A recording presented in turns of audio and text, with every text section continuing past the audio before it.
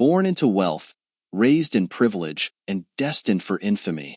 This is the story of a man who went from billionaire heir to the world's most wanted fugitive. A tale woven with. In the sprawling deserts of Saudi Arabia, young Osama was a quiet boy from a powerful family. A family whose name adorned skyscrapers and megaprojects, not headlines of terror. But wealth doesn't always pave the road to peace. In the shadows of privilege, a dangerous ideology brewed. One that would reshape geopolitics, spark wars, and strike fear into the hearts of nations.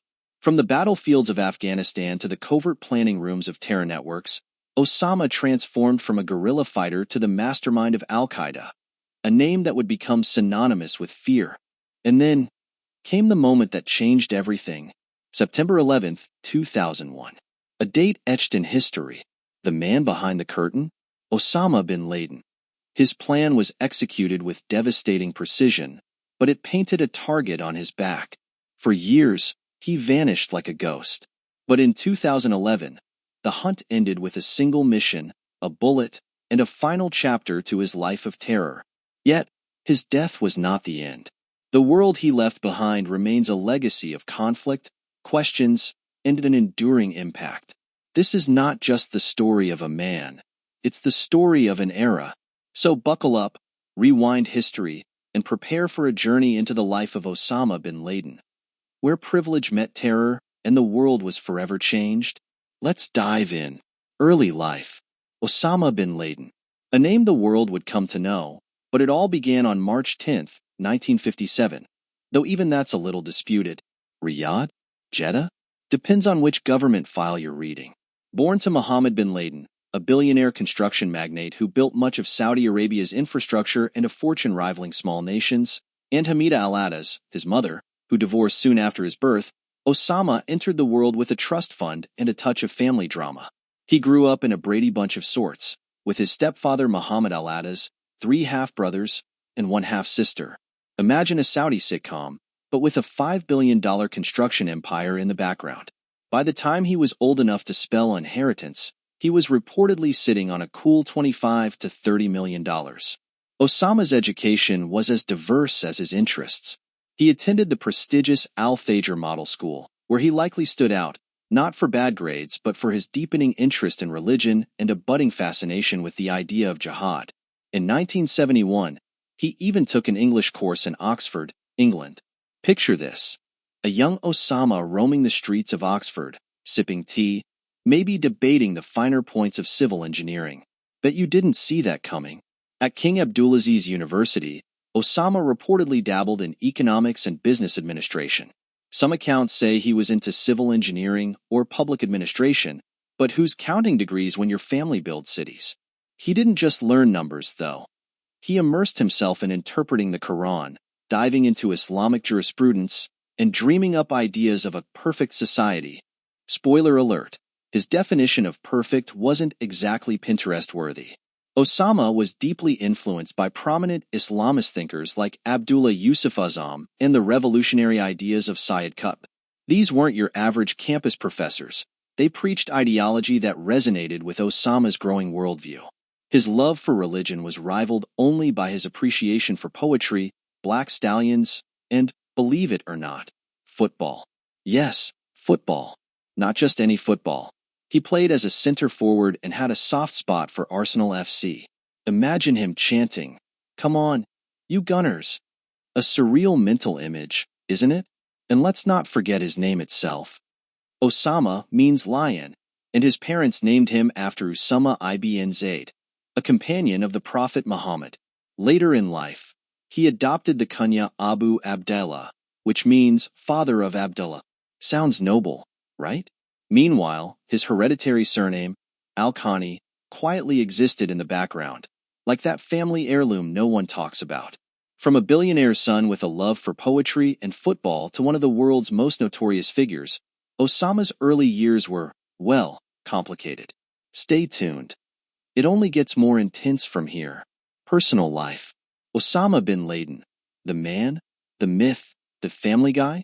Well, sort of.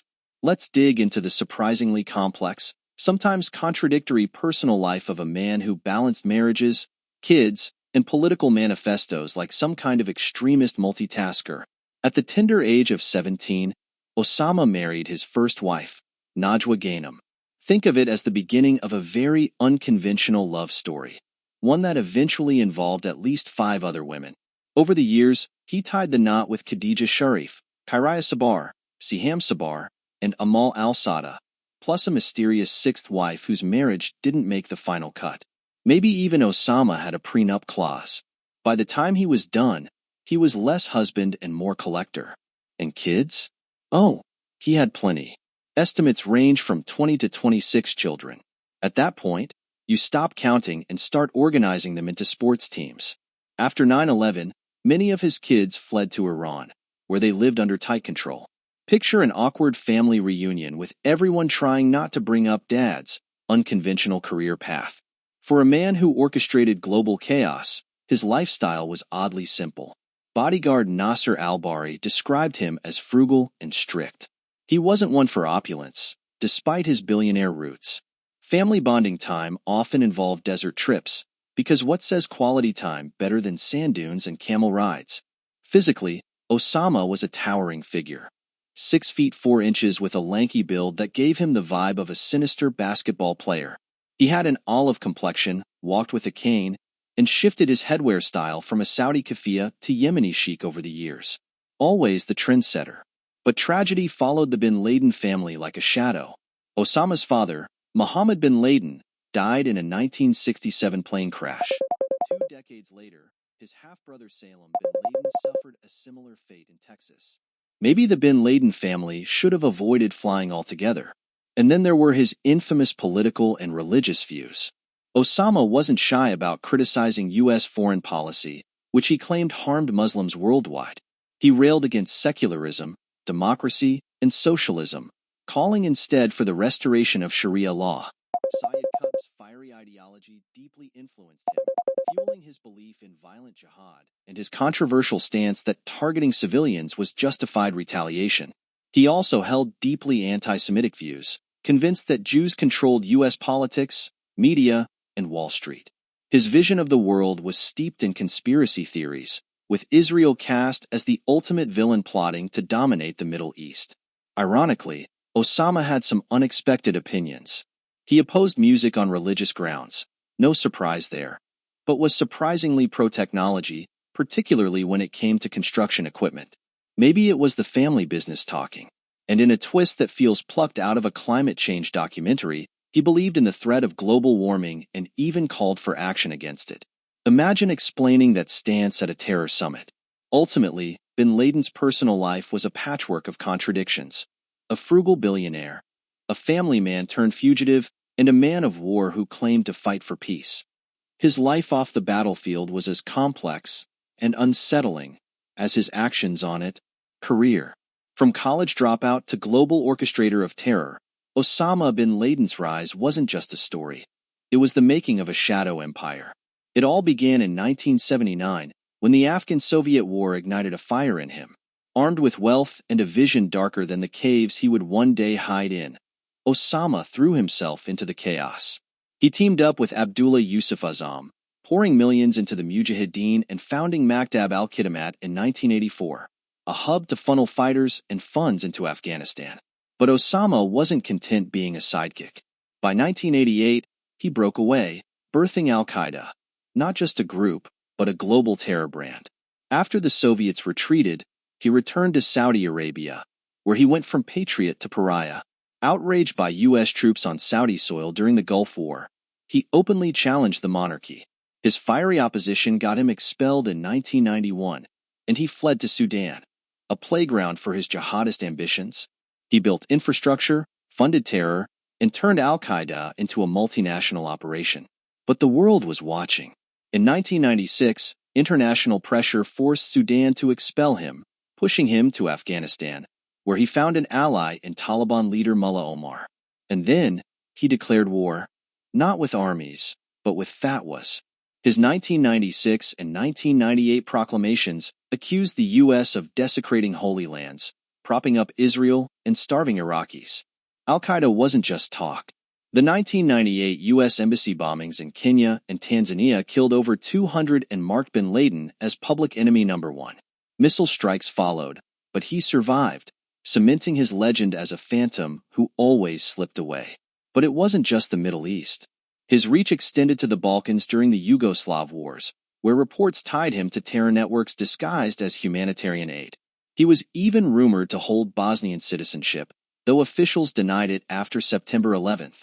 His shadow loomed across continents, financing Arab recruits, orchestrating plots, and eluding capture. Then came the September 11th attacks, a day seared into history. 4 planes, a meticulously planned horror, left 2,750 dead and a nation scarred. Bin Laden initially played coy but later boasted about his involvement. He cited grievances, U.S. troops in the Middle East, support for Israel, but his actions spoke louder than words. The attacks launched the U.S. war on terror, a relentless hunt for the man behind the carnage. Tora Bora was a near miss. The mountains became his fortress. For a decade, he was the ghost in every intelligence briefing, mocking the world with video messages and propaganda. Finally, in 2011, his luck ran out. After years of evasion, U.S. intelligence traced him to a fortified compound in Abbottabad, Pakistan. It was no cave, it was a mansion, sitting in plain sight near a military academy. In a daring raid, Navy SEALs ended the life of the world's most wanted man. From rebel to fugitive, Osama bin Laden's career was a chilling blueprint of how ideology and power can reshape the world, for worse.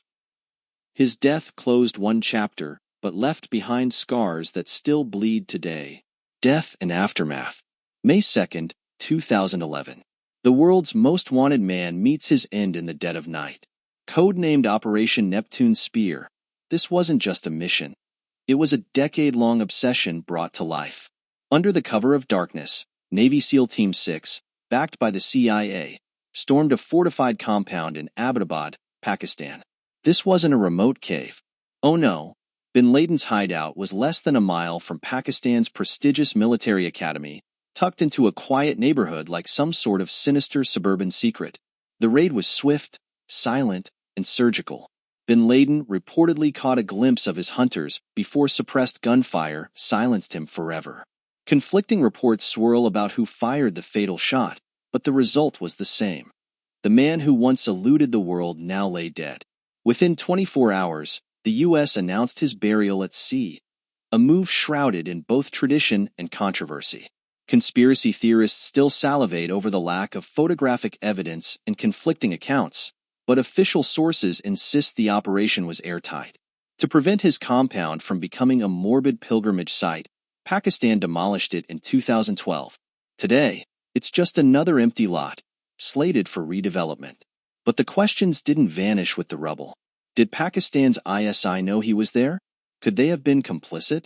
Whispers of bin Laden living under ISI custody since 2006 emerged, alongside claims that a Pakistani informant tipped off the CIA. Islamabad denied it all, insisting their hands were clean. But the truth remains murky, tangled in the shadows of geopolitics. From the moment the SEALs left Abbottabad, the world changed. The raid was a seismic victory for the U.S., a closure for many, but not the end of terror. Al-Qaeda splintered, inspiring a new wave of global extremism, and the war on terror marched on. Osama bin Laden may have died that night, but his legacy, the fear, the devastation, the scars, lives on, haunting a world still grappling with the echoes of his actions. And that's the story of Osama bin Laden. A life of wealth, war, and infamy, leaving a world forever changed. His death marked the end of one chapter, but the echoes of his actions still ripple through history. If you found this journey eye-opening, hit like and subscribe for more untold stories and deep dives. Got thoughts? Share them in the comments. Until next time, stay curious, stay sharp, and keep learning from the past.